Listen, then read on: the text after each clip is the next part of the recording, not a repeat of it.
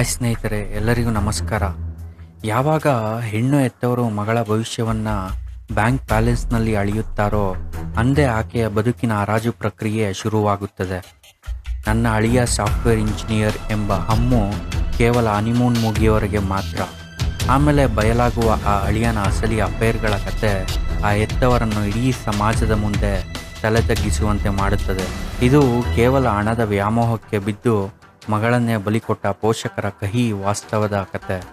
ಶಂಕರಪ್ಪರವರಿಗೆ ತನ್ನ ಮಗಳು ಸಾಹಿತ್ಯಳ ಮದುವೆಯ ಬಗ್ಗೆ ಒಂದು ಹಠವಿತ್ತು. ಅಳಿಯ IT ಕಂಪನಿಯಲ್ಲೇ ಇರಬೇಕು, ಅವನ ವಾರ್ಷಿಕ ಆದಾಯ 30 ಲಕ್ಷಕ್ಕಿಂತ ಹೆಚ್ಚಿರಬೇಕು.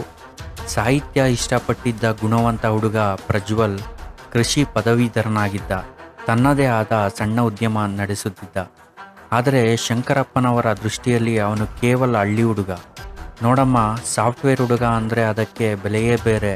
AC ರೂಮಲ್ಲಿ ಕೂತು ಕೆಲಸ ಮಾಡ್ತಾರೆ, ವಾರಾಂತ್ಯದಲ್ಲಿ ಪಾರ್ಟಿ ಮಾಡ್ತಾರೆ. ಈ ಮಣ್ಣಿನ ಕೆಲಸ ಮಾಡುವವನ ಮದುವೆಯಾಗಿ ನೀನು ಕಷ್ಟಪಡಬೇಕಾ ಎಂದು ಅವರು ಸಾಹಿತ್ಯಳ ಬಾಯಿ ಮುಚ್ಚಿಸಿದರು.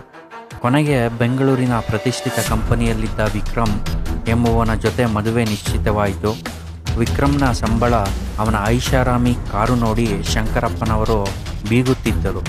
ಮದುವೆ ಅದ್ಧೂರಿಯಾಗಿ ನಡೆಯಿತು. ಶಂಕರಪ್ಪ 16 ಹಳ್ಳಿಗಳ ಜನರಿಗೆ ಸಾಫ್ಟ್ವೇರ್ ಅಳಿಯನ ಬಗ್ಗೆ ಬಡಾಯಿ ಕೊಚ್ಚಿಕೊಂಡರು. ಆದರೆ ಮದುವೆಯಾದ ಮೊದಲ ರಾತ್ರಿಯಿಂದಲೇ ಸಾಹಿತ್ಯಗೆ ಸತ್ಯ ದರ್ಶನವಾಯಿತು. ವಿಕ್ರಮ್ ರಾತ್ರಿ ಇಡೀ ಫೋನಿನಲ್ಲಿ ಮಗ್ನನಾಗಿರ್ತಿದ್ದ. ಒಂದು ವಾರ ಕಳೆಯೋದರೊಳಗೆ ವಿಕ್ರಮ್ನ ಅಸಲಿ ಮುಖ ಬಯಲಿಗೆ ಬಂತು. ಅವನಿಗೆ IT ಕ್ಷೇತ್ರದಲ್ಲಿ ಲಿವ್ ಇನ್ ರಿಲೇಷನ್ಶಿಪ್ ಮತ್ತು ದೈಹಿಕ ಸಂಬಂಧಗಳು ಹವ್ಯಾಸದಂತಿದ್ದವು. ಅವನ ಲ್ಯಾಪ್ಟಾಪ್ ಮತ್ತು ಮೊಬೈಲ್ ತೆರೆದರೆ 16 ಹುಡುಗಿಯರ ಜೊತೆಗಿನ ನಿಕಟ ಫೋಟೋಗಳು, ಅಶ್ಲೀಲ ಚಾಟ್ಗಳು ಸಾಹಿತ್ಯಳ ಕಣ್ಣಿಗೆ ಬಿದ್ದವು. ಅವಳು ಪ್ರಶ್ನಿಸಿದಾಗ ವಿಕ್ರಮ್ ಅಟ್ಟಹಾಸದಿಂದ ನಕ್ಕ.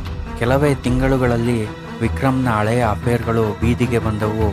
ಒಬ್ಬ ಯುವತಿ ಮದುವೆಯ ಭರವಸೆ ನೀಡಿ ವಿಕ್ರಮ್ ಮೋಸ ಮಾಡಿದ್ದಾನೆ ಎಂದು ಪೊಲೀಸ್ ಠಾಣೆ ಮೆಟ್ಟಿಲೇರಿದಳು. ಸಾಹಿತ್ಯಳ ಜೀವನ ನರಕವಾಯಿತು. ಮಾನಸಿಕವಾಗಿ ಅವಳು ಮನೆಗೆ ಹಿಂತಿರುಗಿದಾಗ ಶಂಕರಪ್ಪನವರಿಗೆ ಪರಿಸ್ಥಿತಿಯ ಗಂಭೀರತೆ ಅರ್ಥವಾಯಿತು. ಅವರು ಅಳಿಯನನ್ನು ಕೇಳಲು ಹೋದಾಗ ವಿಕ್ರಮ್ ಅಷ್ಟೇ ಉದ್ದಟತನದಿಂದ, ನಿಮ್ಮ ಮಗಳನ್ನು ನಾನು ಮದುವೆಯಾಗಿದ್ದು ಅವಳ ಮೇಲಿನ ಪ್ರೀತಿಯಿಂದಲ್ಲ, ನೀವು ಕೊಟ್ಟ ವರದಕ್ಷಿಣೆ ಮತ್ತು ನಿಮ್ಮ ಮಗಳ ರೂಪಕ್ಕಾಗಿ ಮಾತ್ರ.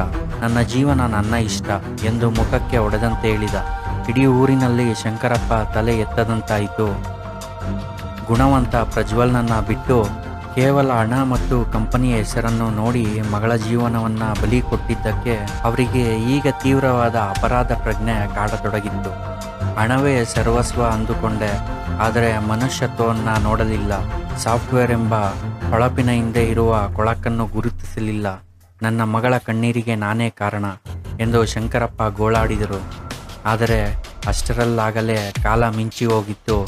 ಸಮಾಜದ ಮುಂದೆ ಬಡಾಯಿ ಕೊಚ್ಚಿಕೊಂಡ ಪೋಷಕರು ಈಗ ಅವಮಾನದ ಸುಳಿಯಲ್ಲಿ ಸಿಲುಕಿ ಅಕ್ಷರಶಃ ಜೀವಂತ ಶವಗಳಾಗಿದ್ದರು. ಸ್ನೇಹಿತರೆ, ಮದುವೆ ಎಂಬುದು 2 ಆತ್ಮಗಳ ಮಿಲನವೇ ಹೊರತು 2 ಬ್ಯಾಂಕ್ ಬ್ಯಾಲೆನ್ಸ್ಗಳ ಒಪ್ಪಂದವಲ್ಲ. ಗುಣ, ನಡತೆ ಮತ್ತು ಸಂಸ್ಕಾರವನ್ನು ನೋಡದೆ ಕೇವಲ ಹಣದ ಹಿಂದೆ ಓಡುವ ಪೋಷಕರಿಗೆ ಈ ಕತೆ ಒಂದು ಎಚ್ಚರಿಕೆ. ಸ್ನೇಹಿತರೆ, ಈ ಕತೆ ನಿಮಗೆ ಇಷ್ಟವಾಯಿತು ಎಂದು ಭಾವಿಸುತ್ತೇನೆ. ಇದೇ ರೀತಿಯ ಮುಂದಿನ ವಿಡಿಯೋಗಳಿಗಾಗಿ ನಮ್ಮ ಚಾನಲನ್ನು ಸಬ್ಸ್ಕ್ರೈಬ್ ಮಾಡಿಕೊಳ್ಳಿ. ಧನ್ಯವಾದಗಳು.